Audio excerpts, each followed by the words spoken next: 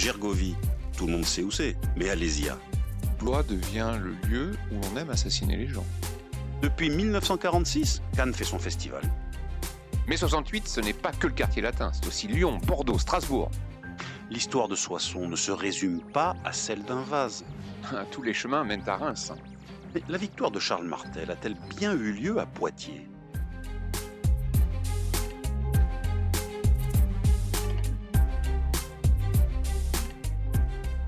Grande date de nos régions, une émission animée par Éric Labaille et Cédric Delaunay. Un podcast ici en région.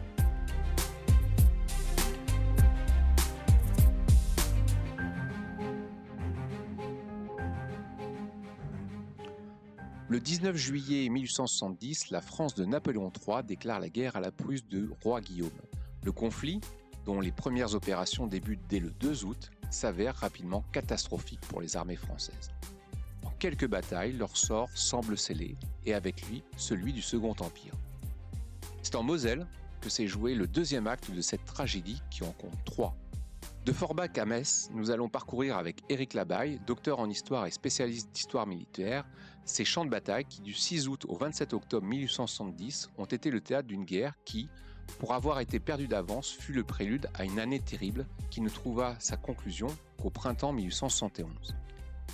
Alors, avant d'entamer sur le cycle de bataille que connut la Moselle, on est dans quel contexte politique, dans quel contexte militaire? Pourquoi la France s'engage-t-elle dans ce conflit qui, avec le recul, nous semble mal embarqué dès le début? Nous sommes dans un contexte diplomatique qui rappelle l'Ancien Régime. Le trône d'Espagne est vacant et l'Allemagne, enfin la Prusse plus exactement, pousse la candidature au trône d'Espagne d'un membre de la famille des Hohenzollern, un cousin du roi Guillaume, qui est Léopold, hein, pour devenir roi d'Espagne. Et cette candidature est très mal perçue par la France, par Napoléon III en particulier, qui ne peut pas se résoudre à retrouver une situation qui n'est pas sans rappeler la situation qu'a connue Louis XIV au début de son règne, c'est-à-dire avoir une Espagne dominée par les Allemands au sud, et une Prusse allemande sur les frontières de l'Est, donc un encerclement stratégique de la France. Donc il ne veut pas l'accepter. Et la diplomatie française va demander à la Prusse de retirer la candidature de son candidat à la couronne d'Espagne. Ce retrait finalement est accepté, la crise est montée très très haut et finit par se dégonfler tout à fait tranquillement, on va dire.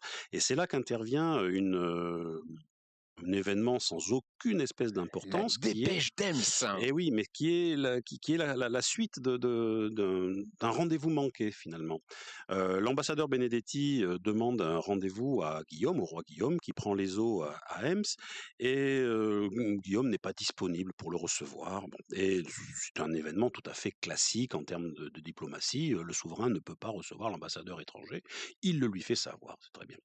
Et ça fait tout à fait l'affaire du machiavélique chancelier Bismarck qui va exploiter l'anecdote pour rédiger une dépêche qui, finalement, pour rendre compte de la réalité, le roi n'a pas pu recevoir l'ambassadeur de France, le tourne d'une façon un petit peu perfide en disant Sa Majesté le roi a fait savoir à l'ambassadeur de France par son officier de service. C'est-à-dire qu'un sous-fifre va informer l'ambassadeur de France que le roi ne peut pas le recevoir. Et là, c'est la même chose. Ce n'est pas juste un rendez-vous qui n'est pas fixé, c'est carrément une insulte à la France. L'ambassadeur de France reçu par, on aurait pu dire, par le concierge ou par le jardinier, c'est quelque chose d'insultant pour la France. Et Bismarck, qui connaît très bien la mentalité française, va faire diffuser cette dépêche qu'on appelle la fameuse dépêche d'Ems, qui est finalement une fake news, une manipulation. Une fake news qui entraîne la déclaration de la guerre le 19 juillet. Et qui va échauffer les esprits en France au point d'entraîner la déclaration de guerre le 19 juillet. Et donc c'est une manipulation délibérée de Bismarck qui pensait que l'unité de l'Allemagne se ferait par le fer et le sang et qui avait entamé une série de conflits, d'abord contre le Danemark, puis contre l'Autriche, et qui, pour unifier tous les Germains, au-delà des différences religieuses, pensait que le meilleur ennemi, c'était la France. Oui, il avait besoin d'un ennemi fédérateur, et cet ennemi fédérateur, c'était bien évidemment la France, oui. Sachant que cette unité de l'Allemagne est un processus qui est très long, qui remonte jusqu'à, enfin, on peut remonter en 1806, hein, qui va se faire tout au long du 19e siècle, avec des alliances douanières, des alliances politiques, des alliances économiques, et finalement cette alliance militaire contre la France qui tombe à point nommé pour l'Allemagne. Et donc une guerre qui très vite va mal tourner, Le 2 août, nous sommes à Sarrebruck. Oui, le 2 août, l'armée française qui n'a absolument aucun plan de guerre, qui ne sait absolument pas où attaquer, ni comment attaquer, ni avec quels moyens. Une armée française complètement désorganisée, dont les trains régimentaires, c'est-à-dire les convois qui accompagnent les régiments, sont souvent éloignés de plusieurs centaines de kilomètres des régiments en campagne. Des hommes qui sont obligés de coucher sur le terrain, qui n'ont pas de moyens de faire la cuisine, ni de s'abriter. Enfin bref, une armée française qui part à la guerre en improvisation complète. Eh bien, cette armée française va faire un simulacre d'attaque en attaquant la ville frontalière de Sarrebruck. Et une anecdote ce jour-là, l'empereur qui est venu aux armées, donc avec l'armée, ce qu'on appelle l'armée du Rhin, la grande armée française placée sous l'ordre du maréchal Bazaine, eh bien, l'empereur assiste à la bataille de Sarrebruck avec son fils, le prince impérial, et un projectile allemand, alors un boulet, un obus, peu importe, va arriver pas très loin du prince impérial, et ça va provoquer chez les milieux républicains notamment une moquerie en disant que le prince impérial a vu le feu, et donc comme tous les Bonaparte, il va être sacré par le feu pour devenir être appelé à un grand avenir, mais c'est de la dérision pure.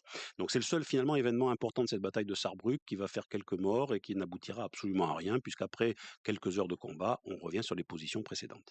Vous avez souligné l'état de désorganisation de l'armée française, mais le pouvoir politique était-il au courant? Enfin, comment peut-on embarquer son pays dans un conflit comme celui-là face à la Prusse qui est quand même qui monte en puissance, à l'évidence, militairement? C'est très imprudent. Napoléon est parfaitement conscient de l'état d'impréparation de l'armée française. D'ailleurs, il n'a pas du tout l'intention d'entrer en guerre, mais il est prisonnier de plusieurs facteurs. Le premier facteur, c'est un facteur physique. Il est malade, il est gravement malade. Il a ce qu'on appelle la maladie de la pierre, des calculs dans la vessie, mais qui le font souffrir d'une façon absolument abominable. C'est un homme diminué. C'est un homme diminué qui ne peut pas s'opposer au parti de la guerre. Le parti de la guerre est tenu par des gens extrêmement hétéroclites, certaines personnes de l'entourage de l'impératrice, les milieux républicains et d'une façon générale l'opinion publique. L'opinion publique veut en découdre. On a été très défavorablement impressionné par les dernières expositions de Canon Krupp lors des expositions universelles des années précédentes. On considère que la Prusse est un ennemi héréditaire, donc allons-y gaiement. C'est une belle occasion de montrer aux Prussiens qui sont les plus forts. Et donc, il est dépassé par les événements. Je vais vous prendre juste une anecdote qui montre bien l'incapacité de Napoléon III à peser sur les événements. Lorsque l'armée française part en guerre, elle possède une arme qui n'est pas une arme secrète, mais qui est une arme de supériorité par rapport à la Prusse, c'est la mitrailleuse, le canon à balles de Réfi. Cette arme a été testée avec succès, c'est une arme redoutable. Or, l'armée française n'a pas les moyens de doter ses troupes de cette arme-là. Eh bien, c'est l'empereur lui-même, sur sa cassette personnelle, qui va payer les mitrailleuses qui vont être ensuite distribuées aux armées. Bien évidemment, lorsqu'elles arrivent dans les régiments, personne ne sait s'en servir. Enfin, on sait s'en servir techniquement, mais on ne sait pas à quoi ça peut servir. Et donc, on va s'en servir de façon assez erratique pendant le conflit, et elles ne pèseront pas sur le déroulement du conflit. Mais imaginez si, au plus haut niveau du gouvernement ou de l'état-major, on avait pris conscience de la supériorité de cet armement, je pense que la guerre de 1870 aurait tourné différemment.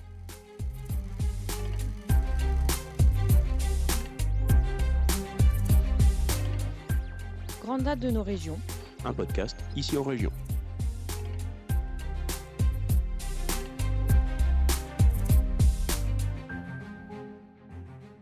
6 août 1870, Forbach. Alors c'est une double bataille, Forbach-Spicheren, oui, c'est une des batailles du 6 août. On a deux grandes batailles, donc celle-là de Forbach sur le flanc nord en Moselle, et sur le flanc est, la bataille de Wörth, Morsbronn, Froschwiller, que les chansonniers ont perpétué sous le nom de bataille de Reichshofen, qui est un nom complètement erroné. Bref, donc tout ça pour dire qu'à Forbach, cette fois-ci, c'est l'armée allemande qui passe à l'assaut. Alors je dis volontairement l'armée allemande, hein, parce que comme vous l'avez dit tout à l'heure, ce n'est pas juste la Prusse. On dit la guerre franco-prussienne, mais ce n'est pas une guerre La franco-prussienne. Prusse et ses alliés. Vous avez des Saxons, vous avez des Bavarois, vous avez des Wurtemberg-bourgeois, bon, il y a de tout là-dedans. Donc c'est vraiment une guerre franco-allemande. Et donc les Allemands passent à l'attaque, et le deuxième corps d'armée du général Frossard résiste victorieusement pendant quasiment toute la journée aux assauts allemands. Il est vrai qu'on tient des positions en hauteur et que les Allemands perdent énormément de monde, dont plusieurs généraux, à essayer de s'emparer des positions françaises. Les Français, et ça c'est une constante dans la guerre, font preuve sur le terrain d'un courage, d'une abnégation et d'une efficacité extraordinaire, mais ils sont moins nombreux. Je rappelle que l'armée française se bat à quasiment 1 contre 2, voire 1 contre 3 sur l'ensemble de la guerre par rapport aux Allemands. Donc on est en infériorité numérique, on est en infériorité tactique, puisque les canons allemands tirent plus loin que les canons français. Mais malgré cette résistance acharnée, eh bien, il va falloir lâcher pied à la soirée du 6 août. Et là arrive une autre anecdote, qui en dit long, elle aussi, sur l'état du haut commandement français. Lorsqu'il voit que la situation commence à devenir tendue et que son armée ne pourra, enfin son corps d'armée, pardon, ne pourra pas tenir encore très longtemps, le général Frossard envoie à son supérieur, le maréchal Bazaine, qui est à Metz, un messager lui demandant des renforts. Or, le maréchal Bazaine dispose d'un corps d'armée qu'il pourrait tout à fait injecter sur le champ de bataille de Forbach pour pouvoir renforcer et empêcher, interdire l'accès au territoire français aux Allemands. Et lorsque Bazaine reçoit l'appel à l'aide de Frossard, il regarde le message et il refuse de lui envoyer les renforts demandés en disant que Frossard gagne tout seul son bâton de maréchal. Voilà l'état d'esprit du commandement français. On a un manque de coordination patent. On reviendra sur la figure de Bazaine après. En attendant, Napoléon III décide de regrouper l'armée du Rhin vers le camp de Châlons et MacMahon passe par le sud. Alors MacMahon, c'est le grand perdant de l'autre bataille du 6 août. C'est lui qui a perdu la bataille de Wörth et qui se replie en faisant un grand mouvement de rocade par le sud de Metz pour aller recomposer ses forces, reconstituer ses forces au camp de Châlons, donc le camp de Mourmelon actuellement, et essayer de raccrocher des renforts dont il aurait besoin pour ensuite continuer la campagne. Donc MacMahon, avec son premier corps d'armée, est complètement hors course. Reste Bazaine avec le reste de l'armée du Rhin. Bazaine est situé à Metz. Et à partir du 6 août au soir, va se produire un mouvement concentrique en direction de Metz des différents corps d'armée qui sont impliqués dans les premiers combats.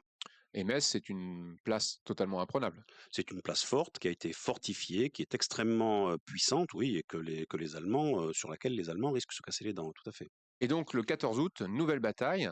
Nous sommes à Borny-Colombey. La bataille de Borny. Alors la bataille de Borny, c'est une semi-victoire française, c'est-à-dire que le contexte stratégique est le suivant. Partant de Metz, l'idée est de faire glisser l'armée de Châlons en direction de l'ouest, l'armée de Châlons, excusez-moi, l'armée du Rhin, vous voyez, c'est les lapsus, l'armée du Rhin en direction de l'ouest pour la rassembler avec les restes du corps d'armée de MacMahon au camp de Châlons. Donc, de manière à reconstituer une armée apte à faire campagne. Donc un mouvement vers l'ouest se dessine, et c'est dans le cadre de ce mouvement que le 4e corps d'armée, excusez-moi, du général Delamirault prend l'initiative d'arrêter le mouvement rétrograde et de faire front aux Allemands qui se font un petit peu trop pressants alors que le corps d'armée est en train d'aborder la zone urbaine de Metz. Et c'est là qu'a lieu la bataille de Borny, qui met un coup d'arrêt à la poursuite allemande et qui permet à l'armée française de s'écouler à travers Metz en direction de l'ouest. 2 jours plus tard, l'armée française qui reflue est attaquée. C'est la bataille de Mars-la-Tour-Rezonville. Et oui, 2 jours plus tard, l'armée française a traversé Metz, elle va s'engager sur la route de Verdun et donc au-delà vers le camp de Châlons, et elle arrive en position aux alentours donc des villages de Rezonville, Gravelotte, Mars-la-Tour. Et contre toute attente, alors que l'empereur a réussi à s'enfuir quelques heures plus tôt, accompagné par ses 100 gardes, contre toute attente, on se fait bombarder alors qu'on s'engage, on s'apprête à s'engager sur la route de Verdun. Et qu'est-ce qui se passe? C'est que les Allemands, au lieu de nous poursuivre directement l'épée dans les reins à travers Metz, ont contourné Metz par le sud et essayent de couper cette route de Verdun. S'engage une bataille très violente qui va durer toute la journée du 16 août, la bataille de Rezonville-Mars-la-Tour, qui va être marquée par notamment à Mars-la-Tour la plus grande mêlée de cavalerie de l'histoire. Et la dernière? Non, pas la dernière. On aura d'autres mêlées de cavalerie après, le 1er septembre à Floing par exemple. Mais c'est un événement absolument dantesque, avec la charge à la mort de la cavalerie prussienne du général von Bredow. Bref, donc c'est une bataille extrêmement violente, à l'issue de laquelle les Français sont victorieux. C'est-à-dire que les Allemands ne parviennent pas à couper la route de Verdun. Et au soir du 16 août, Bazaine, en bon tacticien qu'il est, doit dire, mais c'est bon, la route est dégagée, on fonce, on va à l'ouest, on va rejoindre MacMahon. Bazaine dit, non, on s'arrête, on fait préparer les feux, préparer les campements, on va bivouaquer sur le champ de bataille. On a gagné, donc on est maître du champ de bataille, on reste sur le champ de bataille. On reviendra sur la figure de Bazaine, je vous le promets, un peu après. Ce qui est une décision complètement absurde. Alors oui, les troupes sont fatiguées, oui, les troupes sortent d'une journée de bataille, mais la fenêtre de tir, le créneau d'ouverture de la route de Verdun se réduit de minute en minute, donc il faut en profiter immédiatement. Surtout que le 18 août a lieu une bataille qui là tourne mal pour les Français, c'est la bataille de Gravelotte ou Saint-Privat, selon Eh la oui, terminologie. le 18 août, les Allemands n'ont pas attendu, hein. Pendant le 16 août, 17 août, ils ont continué leur mouvement en tenaille autour de Metz pour pouvoir couper cette fameuse route de Verdun, et ils ont fini par la couper. Et le 18 août, lorsque l'armée de Bazaine se remet enfin en marche pour essayer de forcer le passage vers l'ouest, le passage il est bloqué. Donc on va tenter de bourrer dans le tas, de taper dans le mur pendant toute la journée du 18 août. Encore une bataille absolument dantesque. Je cite par exemple les combats dans le cimetière de Saint-Privat, où le maréchal Canrobert va s'illustrer. Je cite également Gravelotte.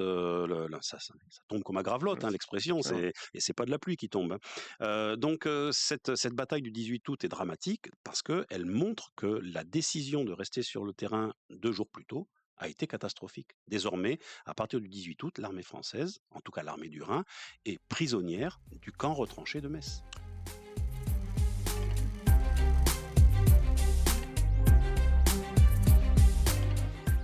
Grande date de nos régions. Un podcast ici en région.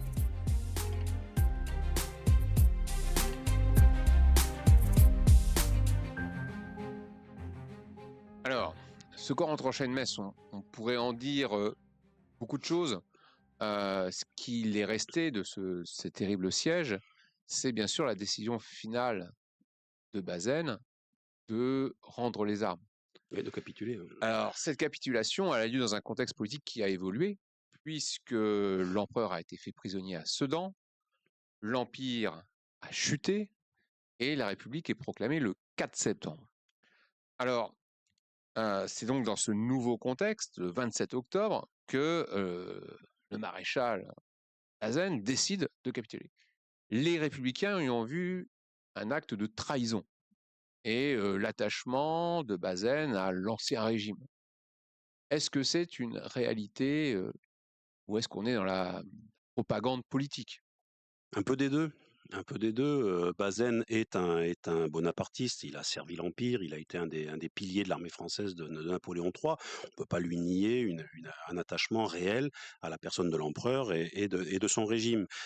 Pour autant, je rappellerai quand même que l'armée qui se met au service de la République à partir du 4 septembre est essentiellement composée de généraux qui sont tout aussi bonapartistes que Bazaine. Nous sommes en guerre. Les calculs politiques, c'est bien gentil, mais quand on est à la tête d'une armée qui est enfermée dans un camp retranché, assiégée par des troupes allemandes nettement supérieures et qu'on n'a absolument aucun espoir d'en sortir, faire des calculs sur la possibilité d'une restauration d'un régime disparu avec un empereur qui, et Bazaine le sait mieux que quiconque, est diminué et ne sera pas en mesure de prendre pleinement. On n'est plus au 2 décembre 1851, c'est fini cette période-là. L'empereur n'a plus la possibilité de faire un coup de force pour réaffirmer son pouvoir. Donc oui, pourquoi pas, Bazaine nourrissait sans doute des rêves de restauration bonapartiste, mais sur l'heure, c'est pas ça qui a primé, non, non. Donc, pas ou peu de calculs politiques, beaucoup d'erreurs et d'approximations de sa part, par contre. Énormément d'erreurs, une accumulation d'erreurs, des erreurs dans tous les domaines. Des erreurs, on l'a vu au soir de Rezonville, où là, c'était vraiment l'erreur impardonnable qui va sceller le sort de son armée. Des erreurs lors des conseils de guerre qui se tiennent à Metz pendant toute la durée du siège, donc du 18 août jusqu'au 27 octobre, lorsque Bazaine s'oppose à pas mal de généraux qui ont des attitudes beaucoup plus agressives que lui. C'est un homme qui est un homme au sens propre du terme fini. Il est en bout de carrière. Il a commandé au Mexique. Il manque Clairvoyance. de clairvoyance, de pugnacité, et ce n'est clairement pas l'homme de la situation. Et de compétence. Il est compétent, il l'a prouvé à maintes reprises, mais la compétence sans l'esprit qui va avec, ça ne sert à rien. C'est ce que dans le Sud-Ouest on appellerait le niaque. Vous pouvez être le meilleur rugbyman du monde, si vous n'avez pas le moral, le mental, vous ne pourrez jamais faire carrière en top 14. Excusez-moi la métaphore, c'est un peu osé, mais surtout pour nos amis de Moselle. Surtout pour nos amis de Moselle, oui. Mais le Bazaine, par exemple, est en fin de course, clairement. Et donc, ça va se traduire notamment par, lorsqu'il donne l'ordre le 27 octobre de brûler, enfin pas de brûler, de donner les emblèmes aux Allemands, de livrer les aigles aux Allemands. Eh bien, certains généraux, dont le général Lapassé, c'est connu, hein, vont désobéir et vont soit couper leurs drapeaux en morceaux pour les donner à leurs troupes, soit brûler les drapeaux, soit détruire les aigles, soit les enterrer, etc. Donc vont désobéir à Bazaine, parce qu'il n'est plus crédible à ce moment-là. Et donc, ça scelle la fin programmée du conflit qui finalement s'achèvera quelques mois plus tard et sera scellé par le traité de Francfort et bien sûr la perte des 2 départements alsaciens et la Moselle, bien sûr. Et la Moselle, tout à fait. Eh bien, merci beaucoup Éric Labaille pour ce coup d'œil sur cet épisode tragique de l'histoire française et mosellane. Nous rappelons que vous retrouvez cet événement et bien d'autres encore dans le livre Grande date de Moselle, écrit par Jérôme Estrada de Tourniel. Merci Éric Labaille. Merci à vous. Retrouvez tous nos podcasts, livres, articles et vidéos sur notre site internet icienregion.fr.